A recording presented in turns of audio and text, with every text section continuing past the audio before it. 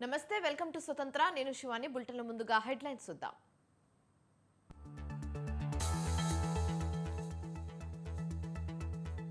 కొలిక్కిరాని TDP Janasena BJP మధ్య సీట్ల సర్దుబాటు. ఇవాళ మరోసారి అమిత్ షాతో బాబు పవన్ భేటీ.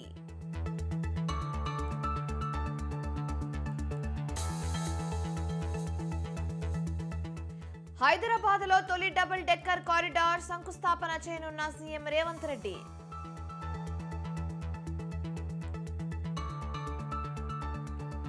బీఆర్ఎస్ నేతలకు కమలం పార్టీ గాలం. సీతారాం నాయక్, జలగం వెంకట్రావు బీజేపీలో చేరే ఛాన్స్.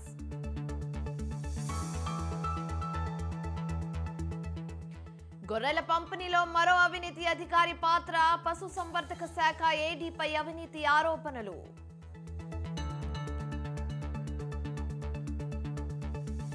గజిరంగా నేషనల్ పార్క్ ను సందర్శించిన ప్రధాని. ఏనుగుపై మోదీ సవారీ.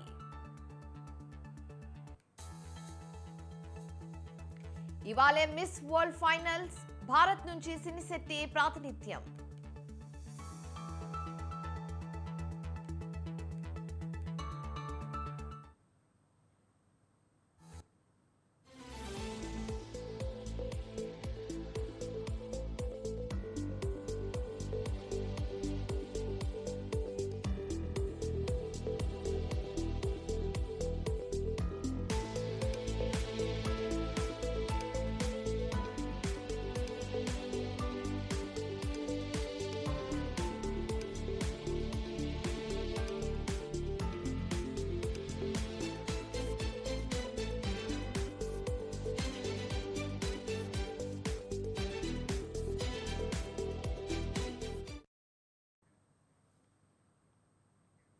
ఏపీలో టీడీపీ జనసేన బీజేపీ పొత్తులపై ఖరారుపై ఉత్కంఠ కొనసాగుతుంది. ఇవాళ ఉదయం బీజేపీ అగ్రనేత కేంద్ర హోంమంత్రి అమిత్ షాతో చంద్రబాబు పవన్ కళ్యాణ్ సమావేశం కానున్నారు. ఇవాళ ఉదయం 11 గంటలకు భేటీ అవుతారని తెలుస్తుంది. అయితే ఇవాళ బీహార్ పర్యటనకు అమిత్ షా వెళ్తున్నారు. ఈ నేపథ్యంలో పొత్తుపై ఇవాళ ప్రకటన చేసే అవకాశం ఉంది.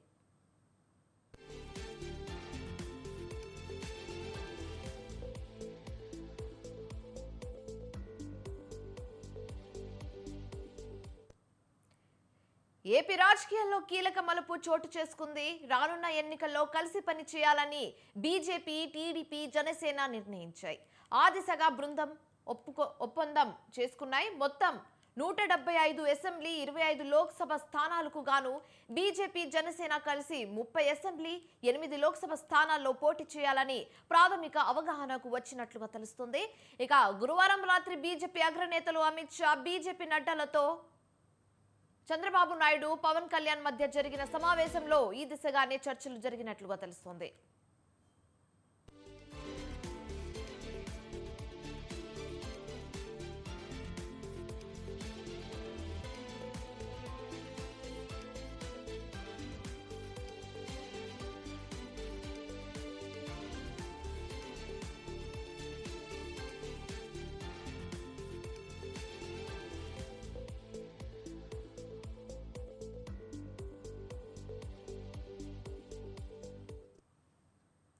ఇవాళ మరోసారి కేంద్ర హోంమంత్రి అమిత్ షాతో చంద్రబాబు, పవన్ కళ్యాణ్ భేటీ కానున్నారు. సీట్ల సర్దుబాటుపై ప్రధానంగా చర్చించే అవకాశం ఉంది. చర్చలను ముందుకు తీసుకెళ్లడానికి మూడు పార్టీల అగ్రనేతలు నిన్న మరోసారి సమావేశం కావాలనుకున్న అమిత్ షా, జేపీ నడ్డాలకు ముందస్తు కార్యక్రమాల వల్ల సాధ్యం కాలేదు. దీంతో ఇవాళ ఉదయం 11 గంటలకు సమావేశం కావాలని నిర్ణయించారు. ఈ సమావేశంలో మిగిలిన అన్ని అంశాలపై పూర్తి ఒప్పందం చేసుకునే అవకాశం ఉన్నట్లుగా సమాచారం. ఇప్పటి వరకు పొత్తులపై మూడు పార్టీల వారెవరూ అధికారికంగా ప్రకటించలేదు. ఇవాళ భేటీ అయిన తర్వాత పొత్తుపై అధికార ప్రకటన వెలువడే అవకాశం ఉంది.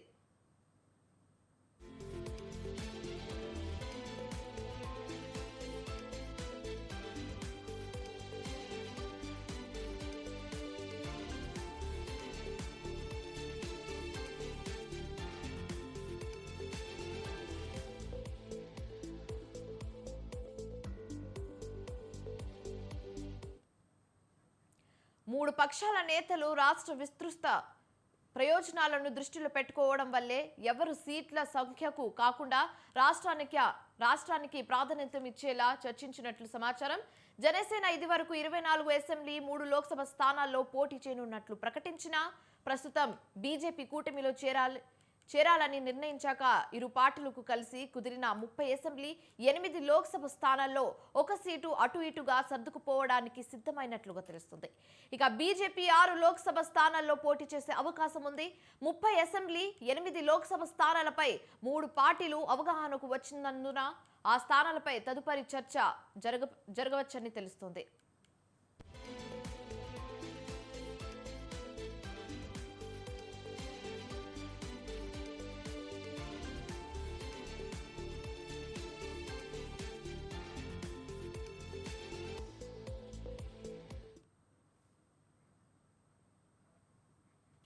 మిత్రపక్షమైన జనసేనకు 3 లోక్సభ 24 అసెంబ్లీ స్థానాలు ఇవ్వడానికి టీడీపీ అంగీకరించింది. ఇప్పటికే తొలి జాబితా విడుదల చేయడం కూడా పూర్తయింది. మిగిలిన స్థానాలకు అభ్యర్థులను ఎంపిక చేయాల్సి ఉన్నందున అందులో బీజేపీకి కేటాయించే సీట్ల అంశంపైనే ప్రస్తుతం కసరత్తు జరుగుతుంది. 2014 ఎన్నికల్లో బీజేపీకి 4 ఎంపీ 13 అసెంబ్లీ స్థానాలు కేటాయించింది టీడీపీ. ఈ నేపథ్యంలో కేవలం సీట్ల సర్దుబాటుపైనే అధినాయకులు సమాలోచనలు చేసినట్లుగా తెలుస్తుంది. ఇక ఇదే అంశానికి సంబంధించి మరింత సమాచారం మా ప్రతినిధి సంతోష్ ఫోన్ ద్వారా అందిస్తారు.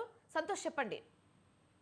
Thank you Shivani. ఏదైతే హస్తినాలో ఏపీ రాజకీయాలు ఒక కీలక పరిణామం చోటు చేసుకుంటా ఉన్నాయి. పొత్తుల వ్యవహారం అనేది కూడా ఒక కొలిక్కొచ్చే దిశలో కూడా అడుగులు వేస్తున్నట్టు కూడా తెలుస్తా ఉంది. ఏదైతే ఇప్పటికే టీడీపీ జనసేన పొత్తులో భాగంగా ఇటు ఎన్డీఏ కూటమిలో చేరేందుకు కూడా రంగం సిద్ధమైనట్టు కూడా తెలుస్తోంది. ఇప్పటికే టీడీపీ అధినేత చంద్రబాబు నాయుడు కావచ్చు, అదేవిధంగా జనసేన అధినేత పవన్ కళ్యాణ్ కావచ్చు, వీరిద్దరూ కూడా గత 2 రోజుల నుంచి కూడా హస్తినాలోనే మకాం వేయడం కూడా జరుగుతూ ఉంది. అయితే కేంద్ర హోంమంత్రి అమిత్ షాతో పాటు జేపీ నడ్డాని సైతం కూడా ఇటు ఒకసారి భేటీ అవ్వడం కూడా జరిగింది. ఈ రోజు మరికొద్ది సేపట్లోనే మరొకసారి అయితే కనుక భేటీ అవ్వనున్నట్టు కూడా తెలుస్తా ఉంది. ఏదైతే నిన్నే ఒక స్పష్టత రావాల్సిన ఉన్న విషయంలో ఇటు ఏదైతే బీజేపీ చూసుకున్నట్లయితే కనుక మహారాష్ట్రలో ఉన్నటువంటి పార్టీతో కూటమిలో భాగంగా కొన్ని చర్చల వల్ల కొంత ఆలస్యం అవడం కూడా జరిగింది. అయితే ఈ రోజు కూడా అమిత్ షా పాట్నా సంబంధించినటువంటి పర్యటన ఉన్న నేపథ్యంలో దానికి ముందే కూడా ఇటు ఈ నేతలతో అయితే కనుక భేటీ అవ్వనున్నట్టు కూడా తెలుస్తూ ఉంది. అయితే ముఖ్యంగా చూసుకున్నట్లయితే కనుక సీట్ల సర్దుబాటు వ్యవహారం అనేది కూడా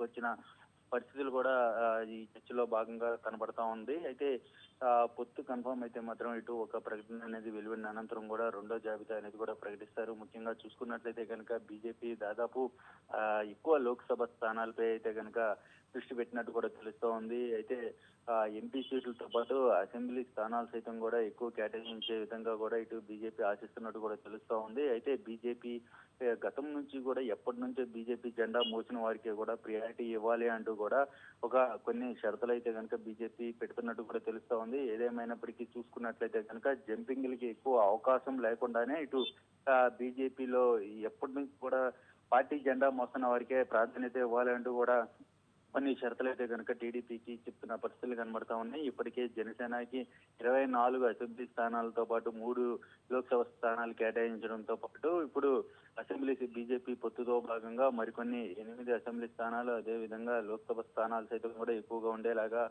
ప్రాధాన్యత ఇవ్వాలి అంటూ కూడా బీజేపీ టీడీపీ ముందు ఉంచుతున్నటువంటి అంశాలుగా పరిగణలోకి తీసుకోవచ్చు. ఏదేమైనప్పటికీ ఈ యొక్క పొత్తు అనేది కూడా ఎంతో కీలకంగా ఉండబోతుందని చెప్పుకోవచ్చు.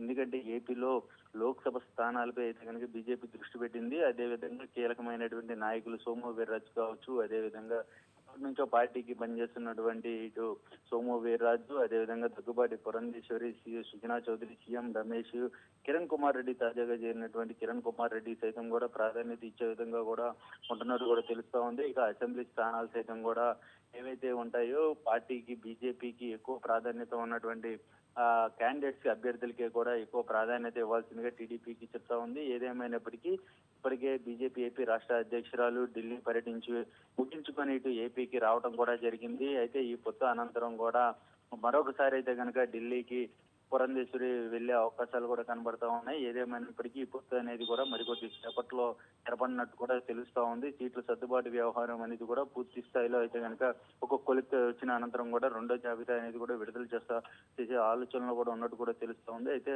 మరికొద్ది రోజుల్లోనే ఇటు ఎన్నికల కోడ్ అనేది సమీపిస్తున్న నేపథ్యంలో రెండో జాబితాపై దృష్టి పెట్టి అభ్యర్థులు అనేది కూడా నియోజకవర్గాల్లో తిరిగే విధంగా కూడా ఇటు పార్టీ ప్రణాళికలు సిద్ధం చేసినట్టు కూడా తెలుస్తా ఉంది. Shivani. Right, thanks for the update Santosh.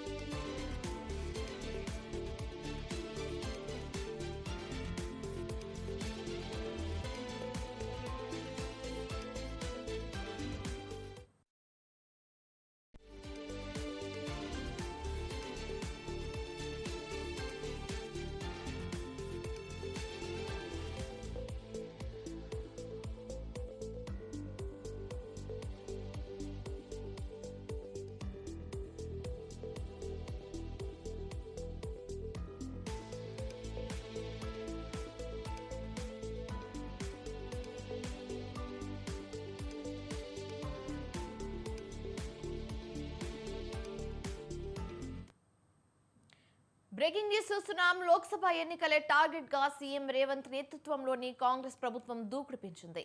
Lok Sabha ఎన్నికల శంఖరావం పూరించిన కాంగ్రెస్ పార్టీ ప్రజా దీవెన సభల పేరిట ప్రజల్లోకి వెళ్తుంది. ఇప్పటికే ఆదిలాబాద్, చేవెళ్ల, మహబూబ్ నగర్ లో సభలు విజయవంతంగా నిర్వహించింది. ఇవాళ మేడ్చల్, మల్కాజ్గిరి జిల్లా గుండపోచమ్మపల్లిలో ప్రజా దీవెన సభ ఏర్పాటు చేసింది. సాయంత్రం 5 గంటలకు జరిగే సభలో సీఎం రేవంత్ రెడ్డి పాల్గొంటారు.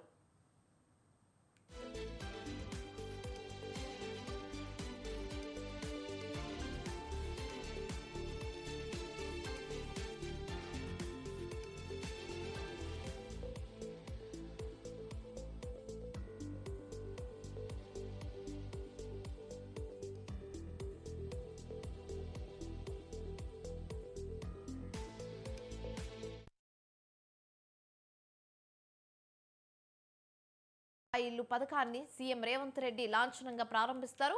ఆ రోజు సాయంత్రం మనుగురులో పార్టీ ఏర్పాటు చేసిన సభకు రేవంత్ రెడ్డి హాజరవుతారు. పార్లమెంట్ ఎన్నికలకు నోటిఫికేషన్ వచ్చేలోగా గ్యారెంటీల అమలు, సాధ్యమైనంత ఎక్కువగా అభివృద్ధి పనులు చేపట్టాలనేదే కాంగ్రెస్ ప్రభుత్వ లక్ష్యంగా తెలుస్తుంది.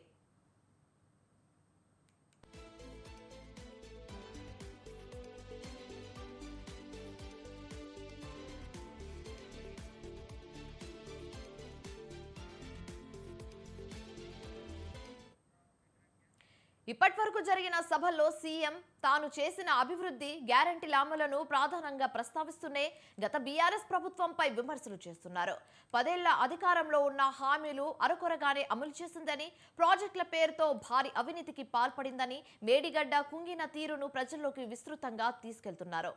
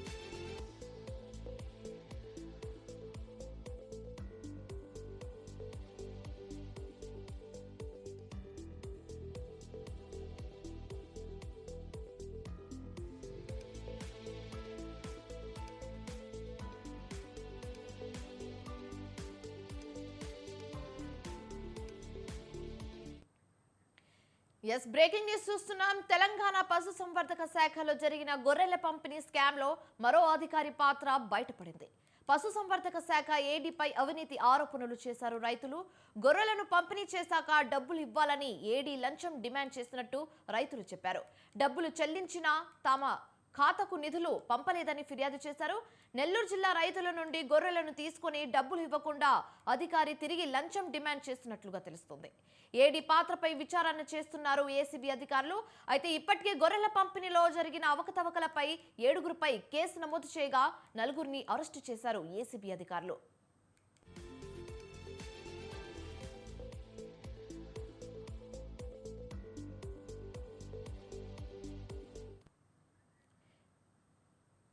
ఇక ఈ స్కామ్ కి సంబంధించి మరింత సమాచారం మా ప్రతినిధి ఉషా ఫోన్ ద్వారా అందిస్తారు. ఉషా, చెప్పండి.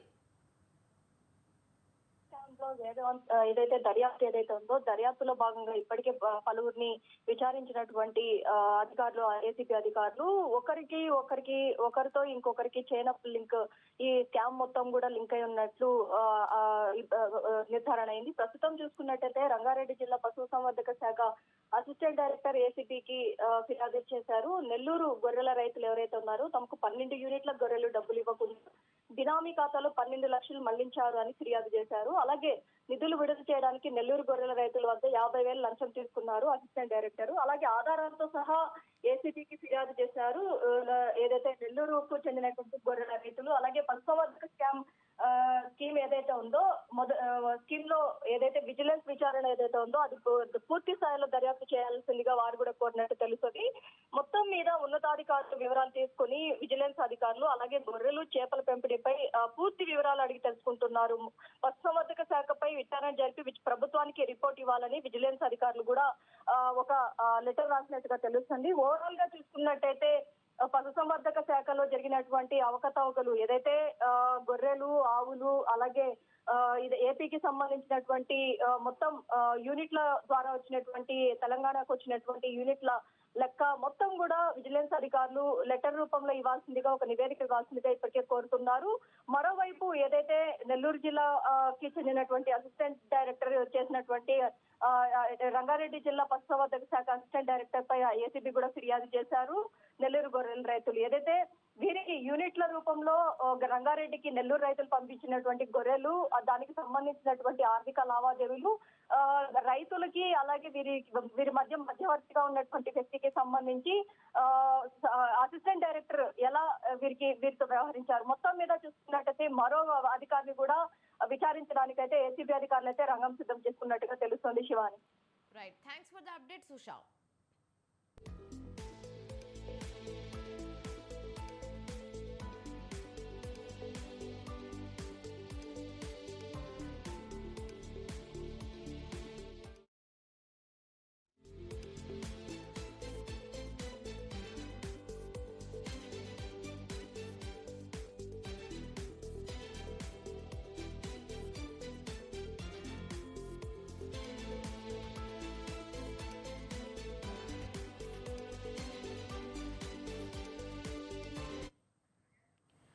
మరో బ్రేకింగ్ న్యూస్ చూస్తున్నాం. సిద్దిపేట జిల్లాలో కొమరవెల్లి మల్లికార్జున స్వామి బ్రహ్మోత్సవాలు అంగరంగ వైభవంగా జరుగుతున్నాయి.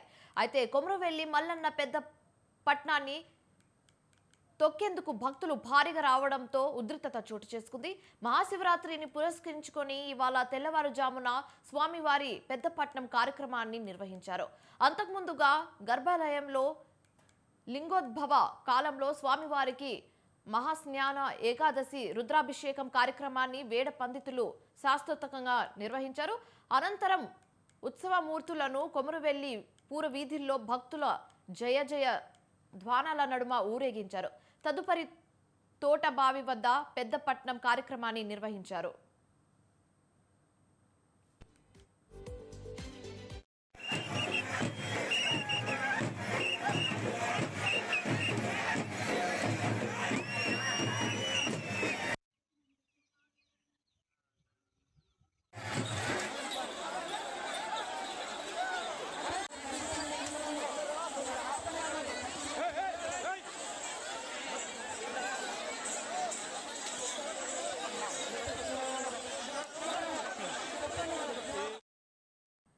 సుమారు 3 గంటలకు పైగా ఒగ్గు కళాకారులు పంచవర్ణాలతో పెద్ద పట్నాన్ని వేశారు.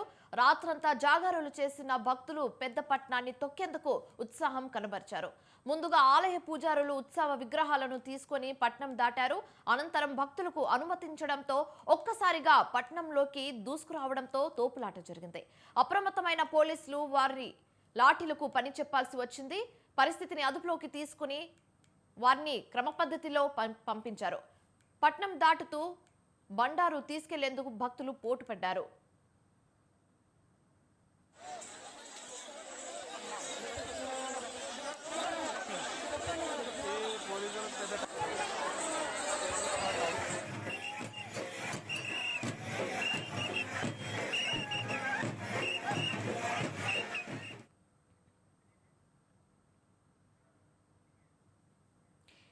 ఏపీ సీఎం జగన్ సొంత జిల్లాలో ప్రతి నియోజకవర్గంలోనూ ఘన విజయం సాధించి వైసీపీని దెబ్బతీయాలన్న గట్టి పట్టుదలతో టీడీపీ వ్యూహరచన చేస్తుంది. అయితే ఈ నేపథ్యంలో రానున్న ఎన్నికల్లో ప్రొద్దుటూరు నియోజకవర్గంలో టీడీపీ అధిష్టానం ఎమ్మెల్యే అభ్యర్థిగా ఎవరిని నిర్ణయించిందో అని పొద్దుటూరు ప్రజలు వేచి చూస్తున్నారు. తొలి జాబితాలో ప్రకటన రాకపోవడంతో కార్యకర్తలు కాస్త అసహనంతో ఉన్నారు. ప్రస్తుతం టీడీపీ టికెట్ ఆశిస్తున్న సీనియర్లు నంద్యాల వరదరాజులు రెడ్డి, సీఎం సురేష్ నాయుడు, జీవి ప్రవీణ్ కుమార్ రెడ్డి మధ్య 3 ముక్కలాట సాగుతుంది.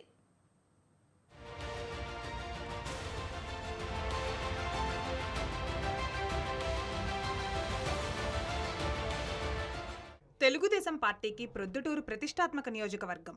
టీడీపీ టికెట్ ఆశిస్తున్న నాయకులలో మాజీ MLA Nandyala Varadarajula Reddy, Proddatur TDP in charge GV Praveen Kumar Reddy, TDP రాష్ట్ర సీనియర్ నాయకులు సీఎం సురేష్ నాయుడు ఉన్నారు. మాజీ ఎమ్మెల్యే మల్లెల లింగారెడ్డి కూడా టికెట్ ఆశిస్తూ ఉండగా అధిష్టానం ఆయనను రాష్ట్ర ఉపాధ్యక్షుడిగా నియమించి ప్రచార బాధ్యతలు అప్పగించినట్లు తెలుస్తోంది. టికెట్ ఆశిస్తున్న అభ్యర్థులలో గడిచిన 5 ఏళ్లుగా నియోజకవర్గంలో టీడీపీ ఉనికిని కాపాడిన జీవి ప్రవీణ్ కుమార్ రెడ్డికి జాతీయ ప్రధాన కార్యదర్శి లోకేష్ బాబు హామీ ఇచ్చి టికెట్ ప్రవీణ్ రెడ్డికేనని గతంలో చెప్పినా రాజకీయ అనిశ్చితి వల్ల టికెట్ ఖరారు విషయం పెండింగ్లో ఉంది. జీవి ప్రవీణ్ కుమార్ రెడ్డి అభిమానులు కూడా అయోమయంలో ఉన్నారు.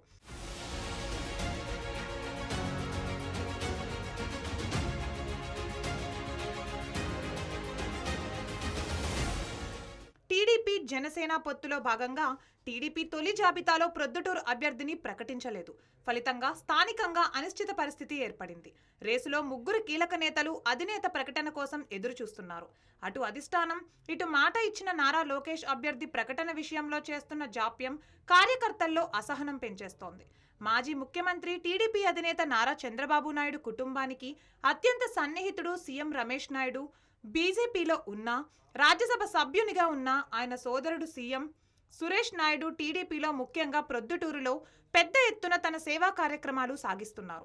7 నెలల నుంచి ప్రొద్దుటూరులోని కొర్రపాడు రోడ్డులో అన్నా క్యాంటీన్ పేరుతో ప్రతిరోజు దాదాపు 3,000 మందికి అన్నదానం చేస్తూ అటు పార్టీ ప్రచార బాధ్యతలు కూడా కొనసాగిస్తున్నారు. వైసీపీలో అసమ్మతి నేతలను టీడీపీలో చేర్చుకుంటూ ముందుకు వెళుతున్న నేత సీఎం సురేష్ నాయుడు టికెట్ తనకే ఖరారు అవుతుందని ఆశాభావం వ్యక్తం చేస్తున్నారు. బాబు షూరిటీ భవిష్యత్తు గ్యారంటీ కార్యక్రమంలో పాల్గొంటూ రాష్ట్రంలో ప్రతి నియోజకవర్గంలోనూ టీడీపీని గెలిపించాలంటూ తన సాయశక్తులా కృషి చేస్తూ ముందుకు సాగుతున్నారు సీఎం సురేష్ నాయుడు.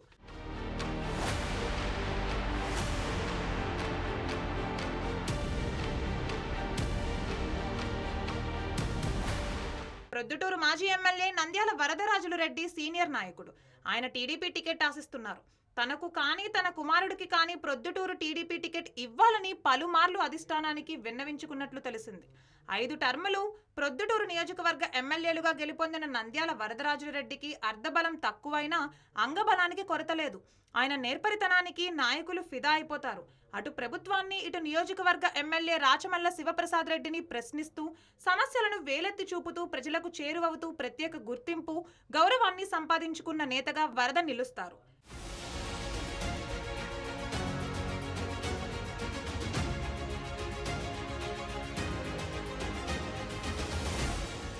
లోక్సభ, అసెంబ్లీ ఎన్నికలు సమీపిస్తున్న నేపథ్యంలో ఇక్కడి టీడీపీ టికెట్ ఖరారు చేయకపోవడం పట్ల ముఖ్యంగా తెలుగు తమ్ముళ్లు, నందమూరి అభిమానులు అసహనం వ్యక్తం చేస్తున్నారు. టికెట్ ప్రకటన విషయంలో అధిష్టానానికి జాప్యం తగదని అంటున్నారు.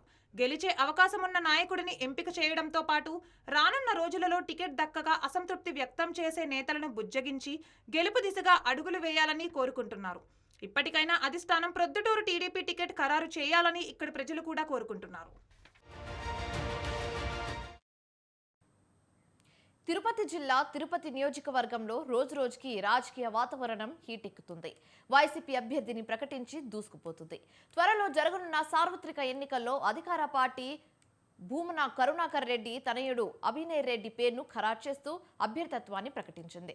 అయితే మొదట విడుదల చేసిన జాబితాలో టీడీపీ కేవలం 7 నియోజకవర్గాలకు అభ్యర్థులను ప్రకటించి వారి పేర్లను కూడా ఖరారు చేసింది. అయితే జనసేనకు తిరుపతి సీటు కేటాయించాల్సి రావడంతో అభ్యర్థిపై జనసేన టీడీపీ డైలమాలో ఉన్నాయి.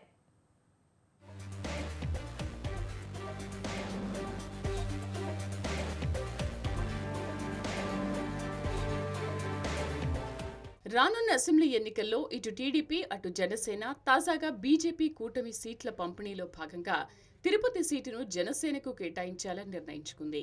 ఈ నేపథ్యంలో తిరుపతికి చెందిన పార్లమెంట్ ఇన్ఛార్జ్ నరసింహ యాదవ్ అదేవిధంగా మాజీ ఎమ్మెల్యే సుగుణమ్మను టీడీపీ అధిష్టానం పిలిపించి తిరుపతి టికెట్ను కూటమిలో భాగంగా జనసేనకి ఇచ్చేలా నిర్ణయం తీసుకున్నట్లు స్పష్టం చేశారు. ఈ నేపథ్యంలో మాజీ ఎమ్మెల్యే సుగుణమ్మను జనసేన తీర్థం పుచ్చుకోవాల్సిందిగా సూచించినట్టు సమాచారం. టీడీపీకి పార్టీ సభ్యత్వానికి రాజీనామా చేసి సుగుణమ్మ త్వరలో జనసేన తీర్థం పుచ్చుకోనున్నట్లు తెలుస్తోంది.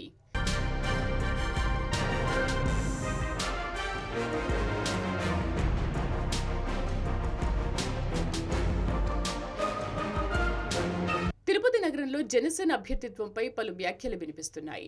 చిత్తూరు ఉమ్మడి జిల్లాలో జనసేన అధ్యక్షులు పసుపులేటి హరిప్రసాద్ నిత్యం వార్తల్లో ఉంటున్నారు. మరోవైపు చిరంజీవి స్థాపించి కాంగ్రెస్ పార్టీలో విలీనం చేసిన ప్రజారాజ్యం పార్టీ తరఫున ప్రచారం చేసిన విజయ్ కుమార్ టీడీపీ నుంచి కోడూరు బాలసుబ్రహ్మణ్యం, జేబీ శ్రీనివాసులు వంటి ఎవరి పేర్లను కూటమి పరిశీలించలేదు. గత ఎన్నికల్లో కేవలం 825 ఓట్లతో పరాజయం పాలైన మాజీ ఎమ్మెల్యే సుగుణమ్మ పేరు తెరమీదకొచ్చింది. అయితే బలిజ ఓటర్లు ఎక్కువగా ఉన్న తిరుపతి మహానగరంలో సుగుణమ్మకు జనసేన పార్టీ తరఫున టికెట్ మంజూరయ్యేటట్లు స్పష్టమవుతోంది.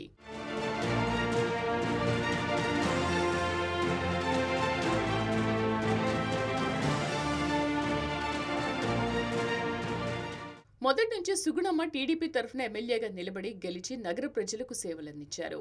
2019 సార్వత్రిక ఎన్నికల్లో ఓటమి పాలైన సుగుణమ్మ ఏమాత్రం వెనకడుగు వేయకుండా టీడీపీ కార్యక్రమాల్లో చురుగ్గా పాల్గొంటూ వచ్చారు. ఇప్పుడు సుగుణమ్మ టీడీపీకి గుడ్ బై చెప్పి జనసేన తీర్థం పుచ్చుకుని 2024 సార్వత్రిక ఎన్నికల్లో కూటమి తరఫున జనసేన నుంచి తిరుపతి బరిలో నిలవనున్నారు. నగర ప్రజలు కూటమిలో భాగంగా సుగుణమ్మ అభ్యర్థిత్వంపై మొగ్గు చూపుతారా, అధికార పార్టీ ప్రకటించిన భూమన అభినయ్ రెడ్డి అభ్యర్థిత్వం వైపు మొగ్గు చూపుతున్నారా అన్నది సస్పెన్స్. ఎన్నికల నాటికి ఏ మార్పులు జరుగుతాయో టీడీపీ రెండో జాబితా ప్రకటన అనంతరం ఇది తేటతెల్లం కానుంది. ప్రధాని నరేంద్ర మోదీ అస్సాంలో పర్యటిస్తున్నారు. ఈ సందర్భంగా యునెస్కో ప్రపంచ వారసత్వ ప్రదేశంగా గుర్తింపు పొందిన గజిరంగా జాతీయ పార్కును ఆయన సందర్శించారు. అక్కడ ఏనుగు ఎక్కి సవారీ చేశారు.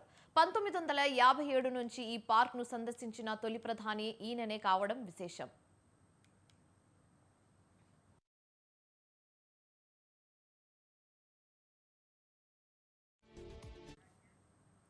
రెండు రోజుల పర్యటన నిమిత్తం నిన్న సాయంత్రం మోదీ అస్సాంలోని తేజ్పూర్ ఎయిర్పోర్ట్కు చేరుకున్నారు. అక్కడి నుంచి ప్రత్యేక చాపర్లో గోలాఘాట్ జిల్లాలోని కజిరంగాకు వచ్చారు. నిన్న రాత్రి జాతీయ పార్క్లోనే సేద తీరిన ఆయన ఈ తెల్లవారుజామున సెంట్రల్ కరోహా రేంజ్ను సందర్శించారు. తొలుత ఏనుగా ఎక్కి విహరించిన ప్రధాని ఆ తర్వాత జీప్లో సఫారీ చేశారు. మొదట చెంటా పార్క్ డైరెక్టర్ సోనాలి ఘోష్, అటవీశాఖ సీనియర్ అధికారులు ఉన్నారు. పర్యటనలో భాగంగా మధ్యాహ్నం జోర్హట్లో కమాండర్ లచిత్ విగ్రహాన్ని ప్రధాని ఆవిష్కరించనున్నారు. శౌర్యానికి ప్రతీకగా 125 అడుగుల ఎత్తులో ఈ విగ్రహాన్ని నిర్మించారు. 18,000 కోట్ల విలువ కేంద్ర రాష్ట్ర ప్రాజెక్టులకు ప్రధాని శంకుస్థాపన ప్రారంభోత్సవాలు చేయనున్నారు. బహిరంగ సభలో ప్రసంగించనున్నారు.